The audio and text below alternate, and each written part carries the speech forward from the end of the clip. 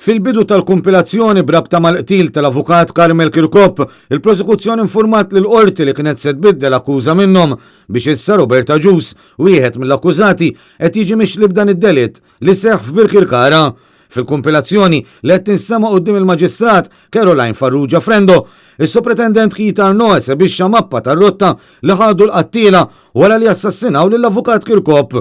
Għalli 10,000 euro li kellu jingħata għar-reat ingħataw minn George De Giorgio li qallu li huma mibgħuta minn Robert Ġus, filwaqt li ż-żewġ pagamenti l-oħrajn ta' 5,000 euro l-wieħed ingħataw personalment minn Ġus.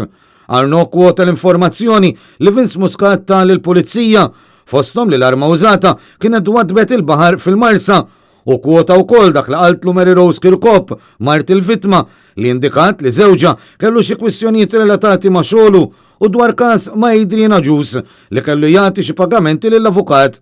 Mart il-vittma spjegatlu diversi ċirkostanzi fejn l-avukat Kirkop kellu diskussjonijiet ma' Adrian Ġus. Barra minn hekk is-Supretendent Arnaud stqarr li Adrian Ġus kien qal lill-Pulizija li ma kellu l-ebda raġuni għaliex kellu joqtol lill-avukat Kirkop. Dan fil-waqt li l-Pulizija sabu dokumenti dwar trasferiment ta' maħżen f'Ħal-Qormi li kien intenzjonat li jiġi żviluppat f'uffiċini. Weda ta' beħ li minna Kirkop kellu jaqla 700,000 euro minn beħ li kellu jiswa 3 miljuni. L-avukati Jason Azzopardi, Teris Komodini Kakija u Paul Caruana Galizja qed jidhru bħala parti ċivili għall-familja ta' Caruana Galizja. Il-prosekuzzjoni qed titmexxa mill-avukat George Camilleri mill-Uffiċċju tal-Avukat Ġenerali, kif ukoll mis-Supretendent Keith Arnaud u mill-Ispetturi Sean Pony u Wayne Camilleri.